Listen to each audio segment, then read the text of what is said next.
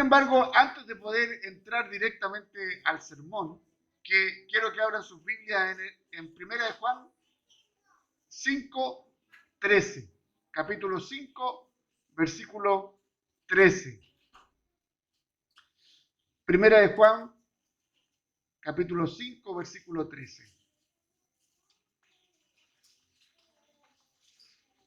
Si lo encontró, diga amén. Si no, diga misericordia. Primera de Juan 5:13. Amén. Sin hacer trampa aquí. No. Dice la palabra del Señor: estas cosas os he escrito a vosotros que creéis en el nombre del Hijo de Dios, para que sepáis que tenéis vida eterna y para que creáis en el nombre del Hijo de Dios. Amén. Le invito a tener un momento de oración. Querido Dios, estamos muy contentos, Señor, de este día. Estamos muy agradecidos, Señor, porque no es por obra humana, sino que es simplemente por tu misericordia. Te alabamos, te bendecimos, Señor. Y ahora queremos rogar de que tú inclines nuestro corazón hacia ti. De que, Señor, nuestra alegría, nuestro gozo se pueda inclinar delante de la cruz de Cristo. De que podamos acallar nuestro corazón delante de tu santidad. Y que podamos, Señor, nuestros ojos volcarlos hacia ti en esta hora, porque eres tú quien va a hablar. Te pido, Señor, que seas usándome. Te pido, Señor, que laves y limpies mis labios para que sea solo tu palabra la que se comparta y no sean ideas humanas, pecadoras, sino que solo tu santa palabra. En el nombre de Jesús. Amén. Este mes, hermano, es un mes de muchas cosas. En primer lugar, celebramos ¿qué? En el mes de septiembre, ¿qué celebramos? Bien, esos son cristianos. Celebramos el mes de la Biblia, pero también celebramos la independencia. También celebramos lo que le llamamos las fiestas patrias, ¿cierto? Pero tenemos tantas otras cosas por las cuales nosotros alegrarnos. Si ustedes, los que están más siendo parte de la iglesia, hace un año que se reabrió la presencialidad de la fuente. Hace un año. Y hace un año, ¿cuánto eran? Poquito. Y miren cómo está ahora. El Señor se ha ido manifestando poderosamente y graciosamente. Y hoy día es un día muy particular para nuestro país. Es un día que marcó la historia en nuestro país. Ustedes saben que hoy es el 11 de septiembre, donde nuestro país se siente dividido, donde todos los días podemos ver de que nuestro país se divide por distintas cosas. Y vemos cómo el mundo todos los días se está dividiendo por distintas cosas. Y cómo nos odiamos los unos a los otros por tener ciertas ideas, ciertas convicciones. Hace poco ustedes saben que murió una reina. Y hay grandes personajes que odian a ese personaje de la historia y hay otros que la idolatran a ese personaje de la historia. Y estamos en ello. Y constantemente la historia se va moviendo, la historia se va moviendo y se mueve la historia, pero hay una historia que está por sobre todas las demás historias, que es la historia de la redención, que es la historia de la salvación. Y ustedes hoy están siendo parte de esa historia de la redención. Están siendo parte de esa historia de la salvación. Hoy quienes han sido recibidos como miembros han dado un paso importante en esta historia dinámica, poderosa de la salvación. Han dado testimonio de su fe. Porque déjeme decir a todos los que nos visitan, ser evangélico hoy, ser canuto hoy, no es fácil dar ese paso. Porque somos tratados de diversas maneras, locos, conservadores, de derecha, de izquierda, se nos cataloga de distintas formas, pero nunca se piensa en que hemos hecho una decisión de fe, una confirmación de nuestra fe, porque hemos creído en alguien que vino a morir por nosotros y que resucitó de entre los muertos para darnos un nuevo sentido de vida. Eso es lo que nosotros tenemos que recordar constantemente. El centro de la historia es Cristo. El centro de tu historia tiene que ser Cristo. El centro de la historia de aquel que cree y que ha confesado como hoy y que vamos a participar de la cena es Cristo. No otras cosas. Las otras son totalmente secundarias. Pero el centro de tu vida, de mi vida, de nuestra vida, debe ser Cristo. Estas cosas os he escrito a ustedes, dice Juan, que creen en el nombre del Hijo de Dios, para que sepáis que tenéis vida eterna y para que creáis en el nombre del Hijo de Dios. Hay una versión que es un poquito más comprensible, que es la Reina Valera contemporánea.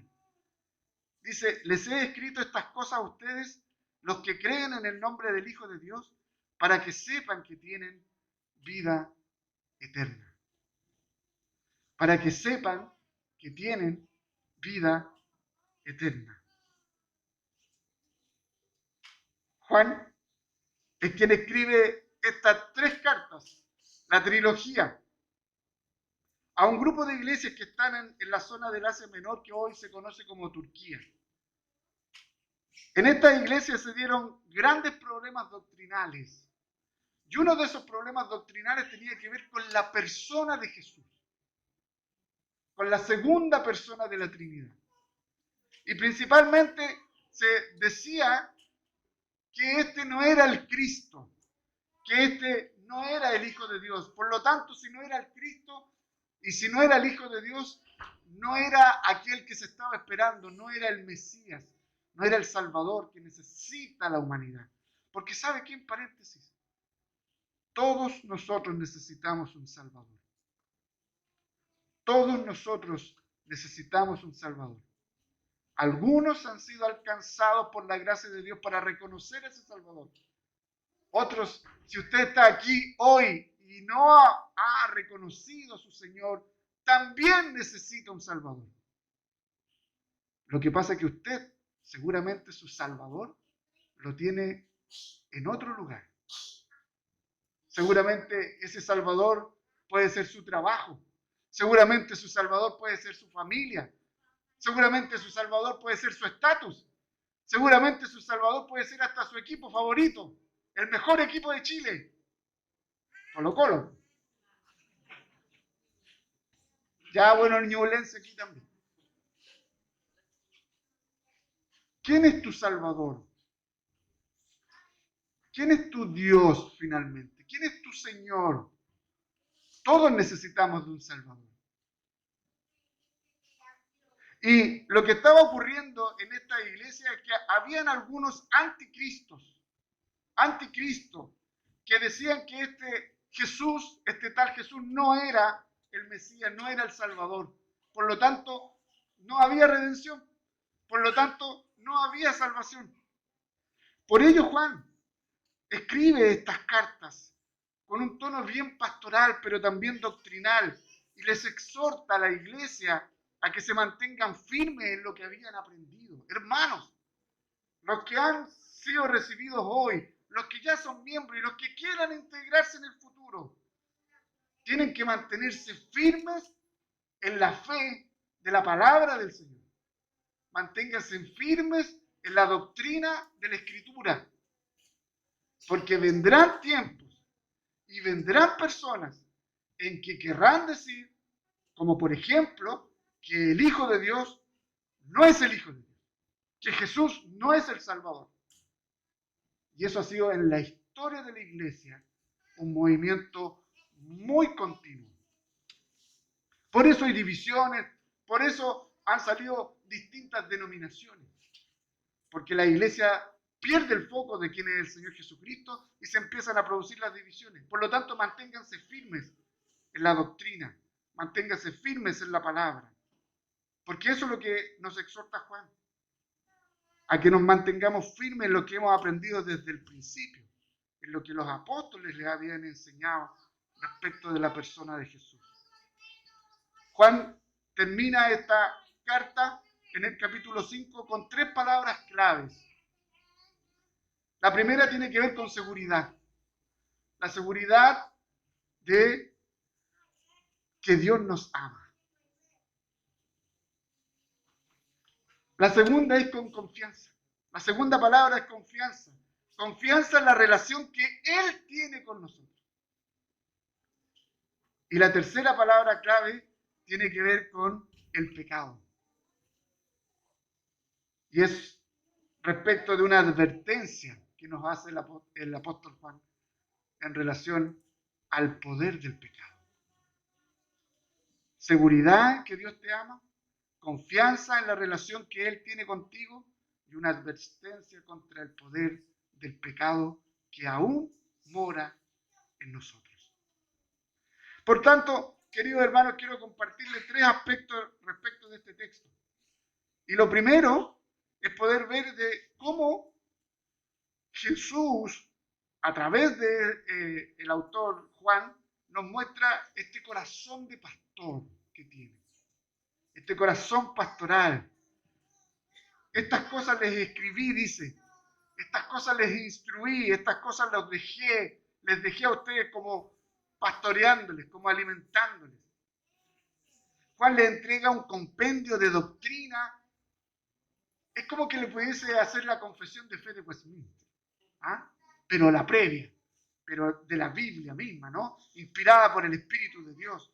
Le deja este compendio doctrinal a las iglesias para que su fe sea cimentada en la palabra, para que su fe sea creciendo, edificándose en la palabra. Y actúa de esta manera pastoral con el propósito de que cada uno de ellos no sea alcanzado por aquellas ideas, por aquellas filosofías, por aquellas ideologías que circundaban en el momento que golpeaban la fe. Hermanos, hoy el cristianismo pasa a ser casi una ideología más dentro de un supermercado de ideología. Hoy el cristianismo está pasando a ser algo más dentro de un supermercado de religiones.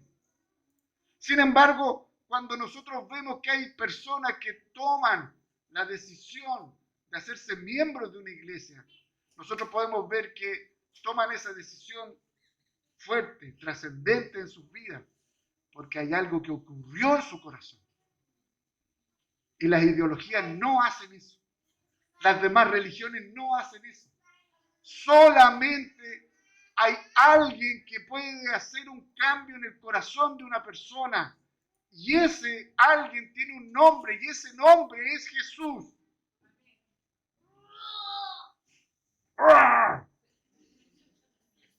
Y ese nombre es Jesús, el Todopoderoso.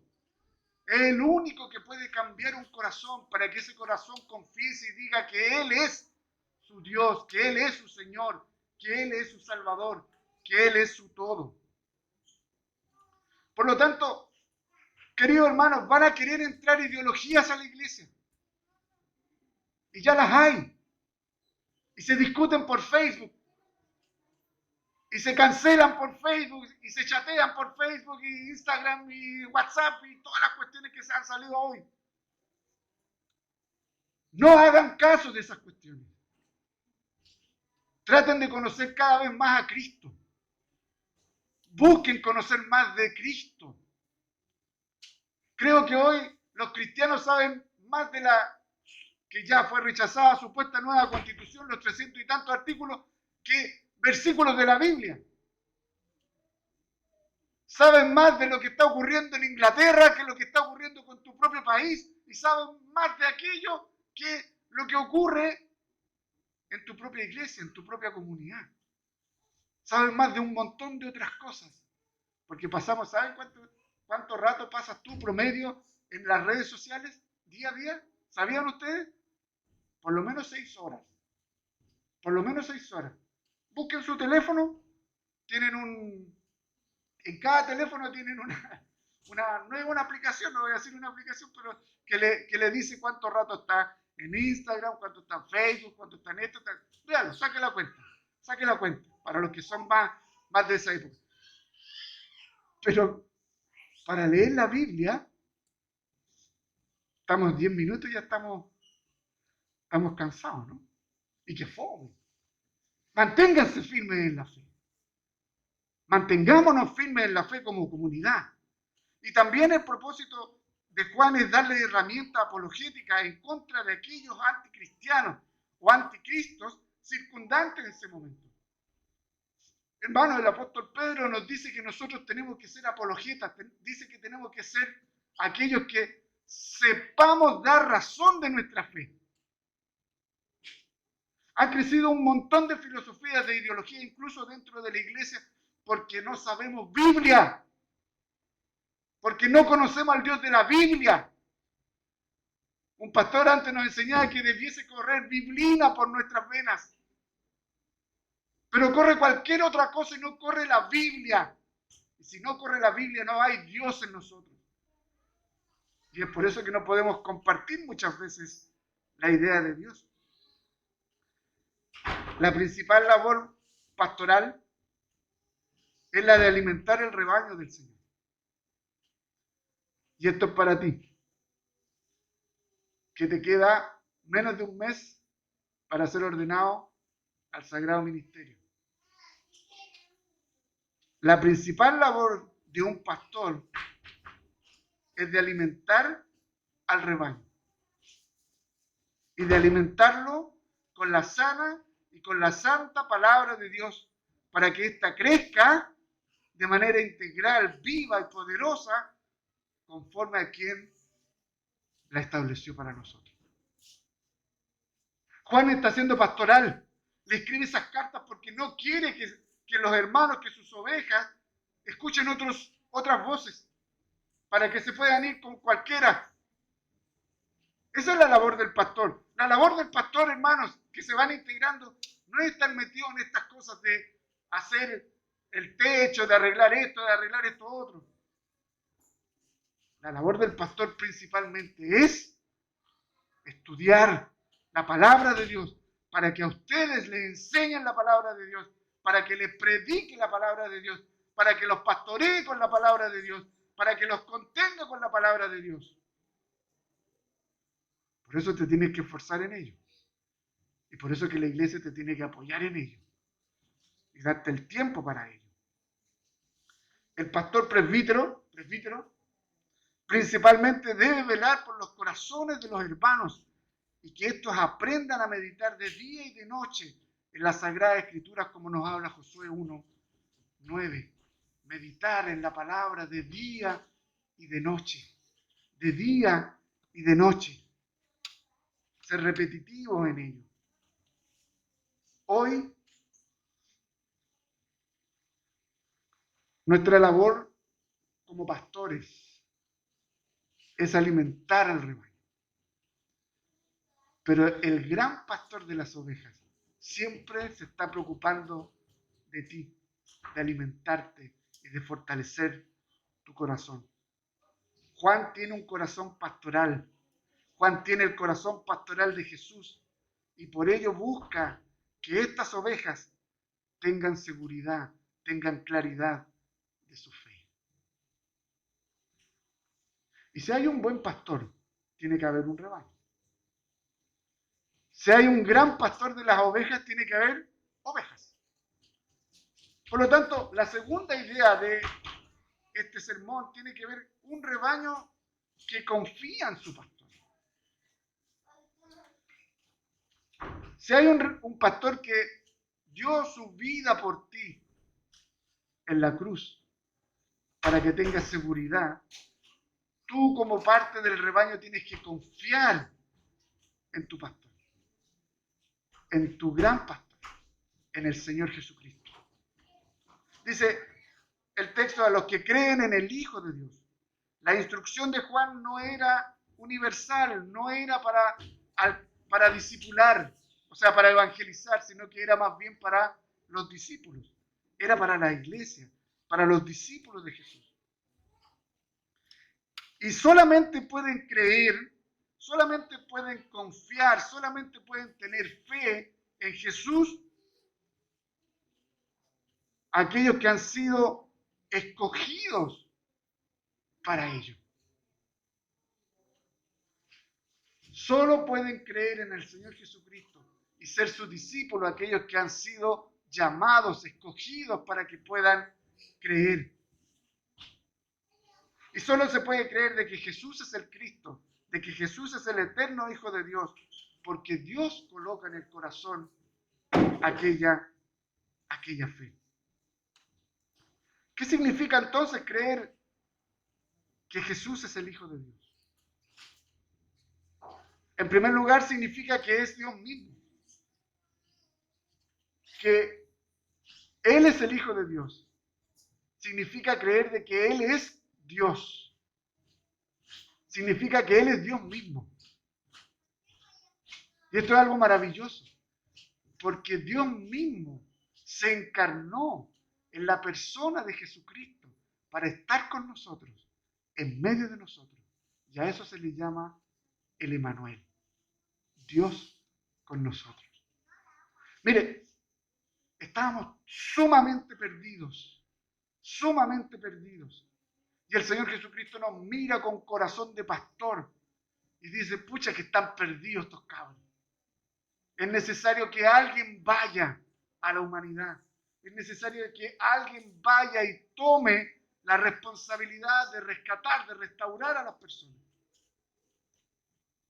Y esa responsabilidad la tomó el Señor Jesús por ti y por mí, para rescatarnos y hacernos parte de su pueblo. Ese es Dios mismo. Estoy viendo Thor, la última de Thor. Me aburrió, la encontré fome, llegué a 1 hora. Y resulta que Thor mata a Zeus. Oh, hice un spoiler. Sorry. Pero en el panteón romano, greco-romano, ¿ustedes saben quién es Zeus o no? ¿Saben que es el dios más bacán de todos los bacanes? Pero muere. Pero la historia bíblica de la redención te dice que el Dios que está por sobre cualquier otro Dios también muere. También muere. Pero no muere por otro Dios, sino que muere voluntariamente. Muere, derrama su sangre voluntariamente y eso significa que se encarnó. Dios tomó forma humana y se encarna para morir voluntariamente, no por sus pecados, sino que por tus pecados, por mi pecado. Eso es algo maravilloso. Pero también la historia de la redención nos dice que ese Dios no solo murió, sino que por su propio poder se levanta de entre los muertos, resucitando y venciendo a la muerte y venciendo con ello a todos sus enemigos. Eso no lo tiene cualquier Dios del panteón griego, del panteón romano. Ese es solamente nuestro Dios. Y ese Dios es el que está con nosotros. Y ese Dios es el Emmanuel. Y ese es en el Dios que creemos. Y ese es el Dios eterno. Ese es el Dios eterno. El Dios eterno vino, se rebajó por ti y por mí. Ese Dios eterno te amó profundamente. Que vino, se humilló por ti y por mí. Pero también la Escritura nos dice que fue exaltado, que ascendió a los cielos y que está sentado a la diestra de Dios y que de ahí está gobernando. Y la historia también de la Biblia nos dice que de ahí vendrá por segunda vez y vendrá en gloria y majestad. Gloria a Dios por eso. Ese es tu Dios. Ese es tu Hijo. Ese es su Hijo. Ese es nuestro Dios. En Él solamente se halla la vida. En Él solamente podemos encontrar restauración. En Él solamente hay salvación. En Él solamente hay reconciliación de nuestras vidas para con Dios. Por lo tanto, hermanos, un rebaño que confía, un rebaño que cree, es un rebaño que obedece y que sirve a su Dios para la gloria del propio Dios. Como rebaño estamos llamados a confiar en nuestro Señor. Como iglesia estamos llamados a confiar en nuestro Señor. Van a venir diversas ideas, ideologías, incluso de dentro mismo de la iglesia. Van a querer surgir cosas que sean contra la Escritura. Pero como ustedes van a estar bien preparados, no van a permitir que nadie predique otra cosa que no sea a Cristo resucitado. Si alguien predica otra cosa que Cristo no ha resucitado de entre los muertos, ustedes sáquenlo de este púlpito. No lo apedreen, no le hagan nada de eso, pero sáquenlo, ¿no? Porque no tiene permiso alguien para predicar de que Jesucristo no murió y no resucitó de entre los muertos. En tercer y último lugar, un rebaño que vive, le puse forever, que vive, como estoy ahí en el English, un rebaño que vive para siempre. ¿Te has puesto a pensar de que vamos a estar viviendo para siempre? Cuando siempre decimos que tenemos los días contados, ¿ah? Toda la tecnología que hay ahora, se nota. ¿Cuánto dura la tecnología hoy? ¿Ah? Dura poquito y ligerito te mandan un mensaje, este ya no va a servir para WhatsApp, esto ya no va a servir para esto ya no va a servir. Caducó, murió, se volvió obsoleto. Y nosotros tenemos en nuestra mente que todo está desechable, que todo es ya, sí, vamos a morir y listo, ya que tanto, bla. Pero la idea que nos da la Escritura es que el que cree en el Hijo de Dios, en el eterno Hijo de Dios, tiene vida eterna. ¿Llegamos a comprender la dimensión de lo que eso significa? Porque si tenemos una mala comprensión de lo que significa tener vida eterna o vivir eternamente, si la analizo desde mi perspectiva de dolor de hoy, seguramente no voy a querer vivir eternamente. Pero la Escritura nos enseña que vivir eternamente con Dios significa conocer a Dios. Juan 17:3 nos plantea esa pregunta. ¿Qué es la vida eterna? Que le conozcamos a Él. Es más sencillo de lo que usted cree, pero es más trascendente de lo que llegamos a comprender. ¿Qué es la vida eterna? Conocerlo a Él. Por lo tanto, hermanos que ustedes han hecho confesión de fe, ustedes ya están viviendo la vida eterna. Esto es lo que dice el texto. A ustedes que están creyendo hoy, están viviendo la vida eterna hoy. Hoy. Eso significa que no tiene que esperar a morir. Eso significa que hoy usted ya está disfrutando y viviendo ese estado de vida perdurable, de vida eterna, porque ya estás conociendo a Cristo. Y conocer a Cristo es tener la vida eterna. Es tan sencillo como eso. Hay otras ideas que usted puede... Sí, la Escritura también dice que no va a haber llanto, no va a haber sufrimiento, no va a haber el león va a estar con la oveja. Sí, eso es verdad. Pero si nos concentramos en esas cosas, perdemos el centro. Y el centro es que tener la vida eterna es conocer a Cristo. Es conocerlo a Él. Y si hoy tú lo conoces, ya tienes la vida eterna. Y ya estás disfrutando de ello.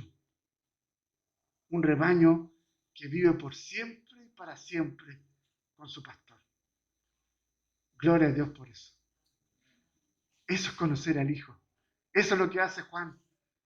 Afírmense en estas verdades, porque van a venir ideologías, circunstancias que van a querer robarles esas verdades.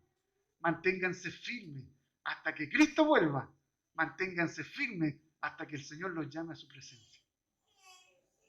Que el Señor nos ayude a poder de verdad vivir desde hoy en adelante la vida eterna. Todos aquellos que acompañan y que no conocen al Señor Jesucristo en una relación íntima, los invitamos a que así pueda ser. Los invitamos cariñosamente a conocer y a compartir el amor del Señor Jesucristo. Es mi papá.